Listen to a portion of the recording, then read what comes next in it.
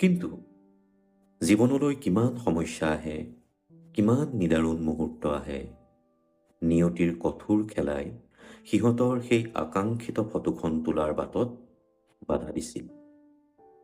কোনে জানিব এসময়ত তাৰ ঘৈণীয়েকৰ অৱস্থা এনে জীৰ্ণা নাছিল। এই যে এতিয়া তাইৰ ভাঙি যোৱা গাল দুখন, ৰঙচুৱা পাতল চুলি, শীৰ্ণা দেহ, এইবোৰ বহু ৰোগ, দুৰ্ভোগ আৰু দুঃসময়ৰ ফল। এতিয়া হয়তো কোনেও বিশ্বাস নকৰিব যে এসময়ত ৰাস্তাৰে পাৰ হৈ গ'লে এই মানুহজনীলৈ চাই গাঁৱৰ মানুহ ৰৈ গৈছিল। আৰু কাণৰ গাতো মঙহ আছিল, সবল কান্ধ, প্ৰকাণ্ড বুকুৰে। সিও আছিল এক সমৰ্থ জোৱান মানুহ।